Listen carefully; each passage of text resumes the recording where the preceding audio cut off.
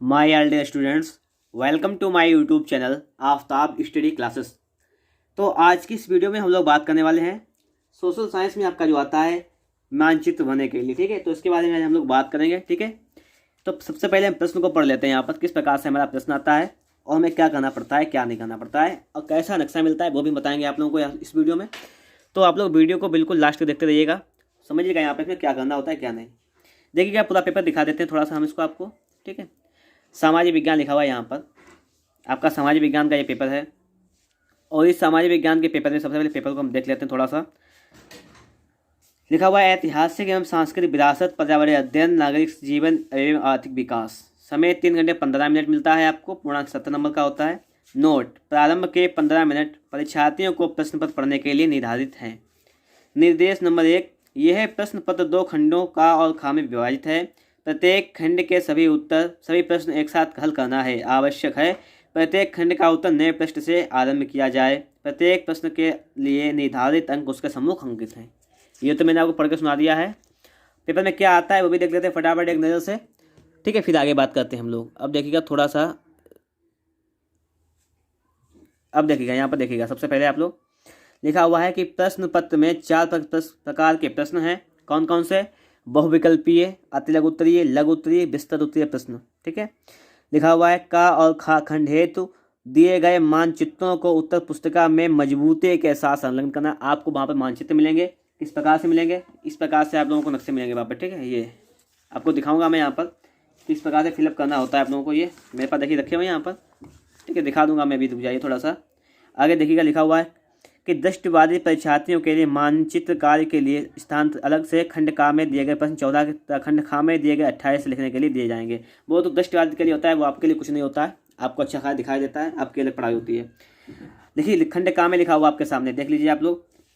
निम्नलिखित विकल्पों को सही चुनकर अपनी पुस्तिका में लिखिए। विकल्प को लिखना है: वर्तमान समय में भारतीय संघ में कितने केंद्र शासित प्रदेश हैं? पुनर्जागरण युग का अभ्युदय किस देश से हुआ?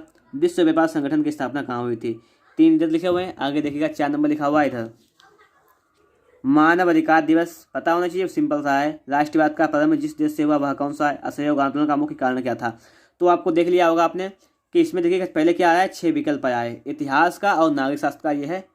फिर देखिएगा अति लघु उत्तरीय प्रश्न है कि लोकतंत्र के लिए जातिवाद क्यों घातक है? कारण लिखिए। भारतीय लोकतंत्र की 2 विशेषताएं लिखिए। जर्मनी का एकीकरण कब और कैसे हुआ? ठीक है, 3 प्रश्न ये लिखे हुए हैं यहाँ पे शॉर्ट आंसर का। उसके बाद देखिएगा लघु उत्तरीय प्रश्न दिया गया है कि भारत की विधायिका में महिलाओं के प्रतिनिधित्व की स्थिति लिखिए अथवा उत्तरदायी शासन की 2 विशेषताएं लिखिए। ये नागरिक शास्त्र का प्रश्न आपका है। और उसके आगे दिया है मुद्रण संस्कृति ने भारतीय राष्ट्रवाद के विकास में क्या मदद की? या गुटनबर्ग कौन था, वह क्यों प्रसिद्ध था? ठीक है, इतना ही हो गया। और क्वेश्चन नंबर 12 लिखा हुआ है दीर्घ उत्तरीय प्रश्न। ठीक है, क्वेश्चन नंबर 12 जो दिया गया है आपको दीर्घ उत्तरीय प्रश्न दिया गया है यहाँ पर, उसको समझ लेते हैं हम लोग क्या कह रहा है। राजनीतिक दल का क्या तात्पर्य है? लोकतंत्र में राजनीतिक दलों की विभिन्न भूमिकाओं की विवेचना कीजिए। भारतीय संघ में केंद्र राज्य समन्वय का वर्णन कीजिए। इनमें से कोई एक करना है। 6 नंबर का आता है लंग। या महामंदी के कारणों की व्याख्या कीजिए और बताइए कि भारतीय अर्थव्यवस्था पर इसका क्या प्रभाव पड़ा। विश्व अर्थव्यवस्था में कैसे स्थान ग्रहण किया, इसमें तकनीकी का क्या योगदान है? अब देखना, थोड़ी सी बात को समझना। आपके सिलेबस से जो 30% की कमी की गई है, आपको पता होगा क्या क्या पार्ट कम किए गए, तो आपको उस पार्ट से कुछ भी याद नहीं करना है। आप देखिए पेपर जो दिया गया 2020 का है, तो इसमें वो भी चीज़ दे रखी है, तो वो आपको याद नहीं करनी है। ठीक है, इतनी बात को ध्यान से समझिएगा। आगे लिखा हुआ है, देखिए अब हम आ गए अपने बात पर कि क्या हमें करना था। लिखा हुआ है कि मानचित्र संबंधी प्रश्न। ठीक है, लिखा हुआ है कि वह स्थान जहां सितंबर 1920 में कांग्रेस का अधिवेशन हुआ। आधा नंबर 1 नंबर। इसका मतलब क्या है कि अगर आप लोग वह स्थान का नाम बता देते हैं तो आपको आधा नंबर मिल जाएगा। और उस स्थान को आप लोग अगर नक्शे में फिल कर देते हैं, नक्शा आपको इस प्रकार से मिलेगा सिंपल सा, इसमें फिल कर देते हैं, जगह को नाम लिख देते हैं वहाँ पर, तो आपको आधा नंबर इसके लिए मिलेगा। ठीक है, इतना काम करना होगा। लिखा हुआ है वह स्थान जहाँ जलियांवाला बाग हत्याकांड हुआ। वह स्थान जहाँ 1929 में कांग्रेस का अधिवेशन हुआ। वह स्थान जहाँ सूरती मिल श्रमिकों का सत्याग्रह हुआ। वह स्थान जहाँ 1927 में कांग्रेस का अधिवेशन हुआ। समझ रहे हो इतना? तो आधा नंबर आपको नक्शे के लिए होता है, आधा नंबर आपको उसका उत्तर लिखने के लिए होता है। ठीक है, बताऊंगा अभी नक्शे के बारे में। फिर देखते हैं खंड खा। आपको देखिएगा ये लिखा हुआ है केवल दृष्टिबाधित परीक्षार्थियों के लिए मानचित्र कार्य के विकल्प स्वरूप। ये आपको नहीं करना है। रीजन ये होता है कि दृष्टिबाधित होता है, मतलब जो बच्चे उनको दिखाई नहीं देता है, उनकी अलग से पढ़ाई होती है। लिबर्टी में किस प्रकार से पढ़ाई कराते हैं, आपके लिए ये है। ठीक है, आपको ये करना है, आपको ये कुछ में कुछ भी नहीं करना है। लिखा है मानचित्र का प्रयोग ना कीजिए, आपको मानचित्र का प्रयोग करना है, ठीक है, तब आपको नंबर मिलेंगे। फिर खंड खा देखते हैं, बहुविकल्पीय चिपको आंदोलन संबंधित किससे है? कपास की खेती के लिए सबसे उचित भूमि कैसी होनी चाहिए? आगे देखिए यहाँ पर, ठीक है। और देख लीजिएगा यहाँ पर, इनमें से कौन सी रबी की फसल है? भारत में उपभोक्ता संरक्षण अधिनियम कब लागू किया गया? निम्न में से आधारभूत उद्योग कौन सा है? या भारत में करेंसी नोट जारी करने का अधिकार कैसे प्राप्त है? ये आपके 6 प्रश्न हो गए। इसके बाद देख लीजिएगा अतलग उत्तरीय प्रश्न आपके दिए गए हैं कि जैव संसाधन तथा अजैव संसाधन क्या होते हैं?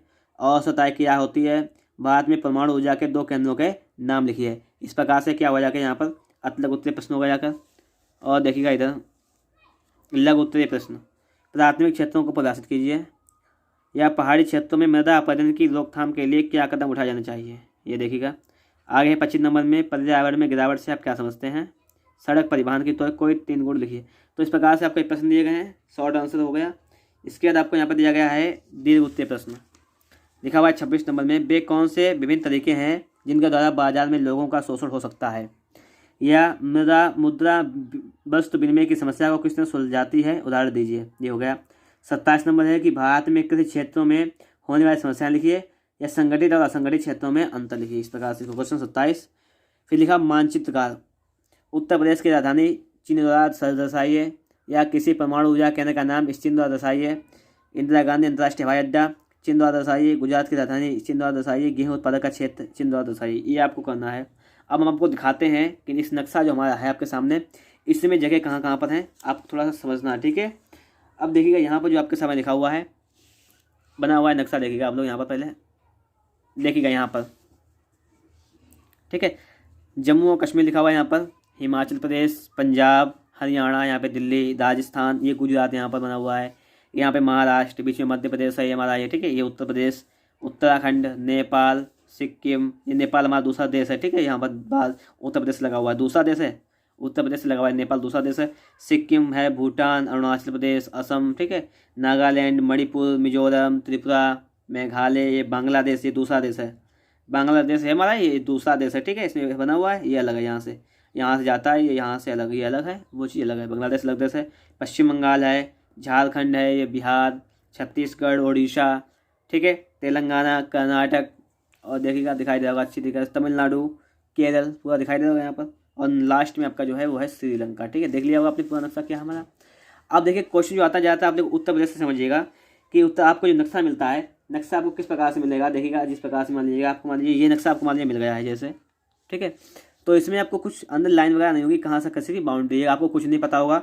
इतना हमें पता है कि ये जो है वो हमारा नेपाल इतना है, ये जो बाउंड्री है ये हमारे नेपाल की है, ये नेपाल है, ठीक है, ये लगा हुआ हमारे देश से है, ये तो हमारा नेपाल हो गया। इतनी बात तो हमें पता है, हमें बात को समझना है, ठीक है। थोड़ी सी बात को समझ लीजिएगा बात लो अच्छी तरीके से, ठीक है। कुछ भी नहीं है इसमें, थोड़ा समझना है हमें अच्छी तरीके से इसको। जैसे आपसे उसने क्वेश्चन कर दिया कि वह स्थान, अभी देखिए पेपर दिखाते हैं, क्वेश्चन था एक, जैसे ये समझना है हमें यहाँ पर। देखिए ये क्वेश्चन था कि वह स्थान जहाँ जलियांवाला बाग हत्याकांड हुआ, आपको पता है अमृतसर, ठीक है। अब देखिए अमृतसर कहाँ पड़ता है हमारा, पंजाब में पड़ता है। अब देखिए पंजाब में अमृतसर कहाँ पड़ेगा, देखिए आपको दिखाई दे रहा होगा यहाँ पर। तो देखिए यहाँ पे लिखा हुआ है कि ये जगह जो है, ये वाली जगह जो कहाँ की है, वो अमृतसर, यहाँ पे देखिए लिखा हुआ है अमृतसर लिखा हुआ है, ठीक है। अमृतसर दिखाई दे रहा होगा आप लोगों को। तो आपको जगह को चूज करना है कहाँ कहाँ पे। देखिए जैसे लिखा हुआ है जयपुर, तो राजस्थान आपका ये पड़ता है क्षेत्र, तो राजस्थान में जयपुर आपका ये पड़ गया, अजमेर आपका ये पड़ गया जयपुर, ठीक है। समझ रहे हो यहाँ पर। उत्तर प्रदेश के सभी चीज़ अच्छी तरीके से आपको याद करना है यहाँ पर। उत्तर प्रदेश का देखिए आपको थोड़ा सा जूम करके दिखाई देते हैं उत्तर प्रदेश के लिए, ठीक है। उत्तर प्रदेश का देखिएगा, अब देखना है आप लोग उत्तर प्रदेश का, पहले सही से देख लो,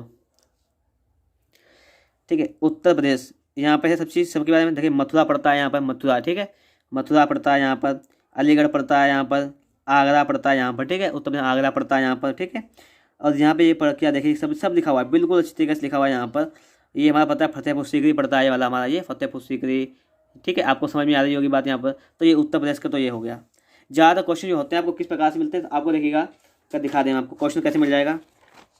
जैसे लिखा हुआ है यहाँ पर, देखिए क्वेश्चन को देख लीजिएगा, ठीक, थोड़ा सा उसको कम कर लेते हैं। देखिए लिखा हुआ है, क्वेश्चन पढ़ना आपको कि वह स्थान जहाँ कुब्बतुल इस्लाम मस्जिद स्थित है अजमेर, वह नगर जहाँ बेगम हजरत महल ने 1857 में क्रांतिकारियों का नेतृत्व किया था लखनऊ, वह नगर जहाँ आज कांग्रेस 1907 में गर्म दल तथा नरम दल में विभाजित हो गई थी क्या है सूरत, वह स्थान जो अपने गुफा चित्रों के लिए प्रसिद्ध है अजंता एलोरा, वह नगर जहाँ रानी लक्ष्मीबाई को वीरगति प्राप्त हुई थी, ग्वालियर। ठीक है, अब देखिएगा यहाँ पर फिलअप किया गया है इन चीज़ों को।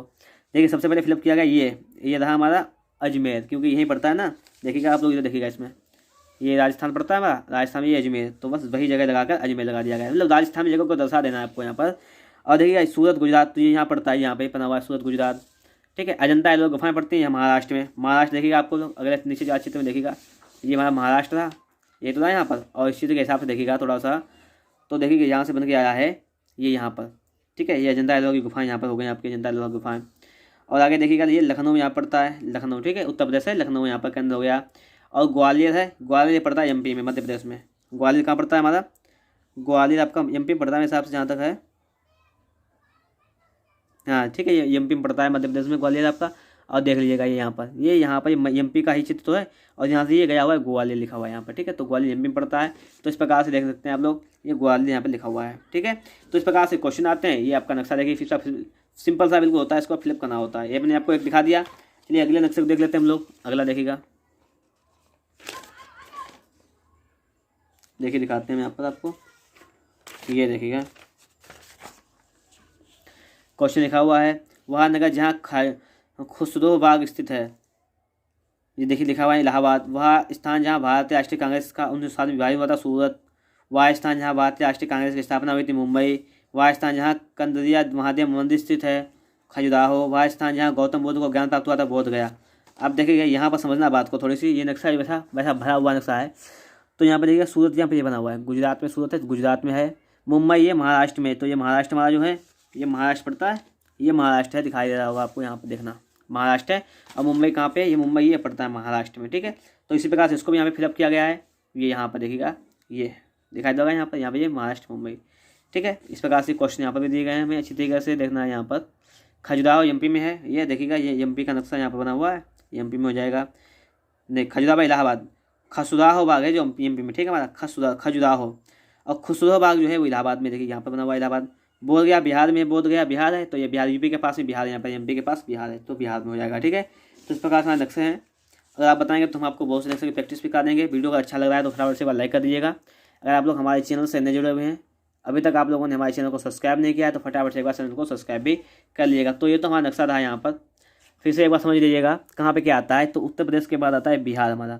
और ज़्यादातर देखने वाली चीज़ें आपकी यहाँ पर उत्तर प्रदेश से बिहार, आपको जितने भी क्वेश्चन मिले रिलेटिव में उत्तर प्रदेश बिहार है। ठीक है, राजस्थान है, तो इन चीज़ों को, गुजरात से एक दो क्वेश्चन आ जाते हैं फिलहाल में। ठीक है, और ये यहाँ पे देखिए लिखा हुआ है, बिल्कुल लास्ट में देखना आप लोग, इसको देख लेना कि देखिए यहाँ पे कन्याकुमारी यहाँ पर हो जाएगा। ठीक है, और बंगलोर यहाँ पे कर्नाटक में हो जाएगा, ये बंगलोर। ठीक, और आपको देखना मुंबई यहाँ पे हो गया आपका, सूरत ये यहाँ पे हो गया। ठीक, गुजरात के पास सूरत हो गया। पोरबंदर आपका यहाँ पड़ता है, पोरबंदर ये हो गया आपका। ठीक है, माउंट आबू जो है आपको यहाँ पड़ता है, माउंट आबू पड़ता है राजस्थान में। ठीक, माउंट आबू कहाँ पे, राजस्थान में है। और इधर देखना आप लोग यहाँ पे गांधीनगर, गांधी गुजरात में पड़ता है, इसकी राजधानी है, ये गांधीनगर पड़ता है यहाँ पर। अहमदाबाद यहाँ पे पड़ता है, सूती बस्ती जाना जाता है। टंकारा पड़ता है गुजरात में आपका, टंकारा है, टंकारा यहाँ पे पड़ जाता है। जयपुर हो गया, ग्वालियर हो गया आपका एमपी में। ठीक है, आगे देखते हैं पानीपत पड़ता है कहाँ पे, चंडीगढ़। दिल्ली है, देखिए आपका दिल्ली यहाँ पड़ता है, पानीपत पड़ता है यहाँ पे, दिल्ली हरियाणा चंडीगढ़ में। अमृतसर, ये आधा क्वेश्चन आता है, जलियांवाला बाग हत्याकांड कब हुआ था। ठीक है, ये यही क्वेश्चन है। और देखना है इस प्रकार से मैंने आप लोगों को यहाँ पे समझाया, इतनी बात समझ गए होगे, इतनी बात आप लोग देखिएगा। और थोड़ा सा समझ लेते हैं यहाँ पर, देखिए लिखा हुआ है ये ओडिशा, ये पुरी, रायपुर, छत्तीसगढ़ का पड़ता है रायपुर यहाँ पर। तो इस प्रकार से देखिए आपको मैंने यहाँ पे नक्शा समझाया है। वीडियो अच्छा लगा तो फटाफट से लाइक करके चैनल को सब्सक्राइब भी कर लें। वीडियो देखने के लिए आपका बहुत बहुत धन्यवाद।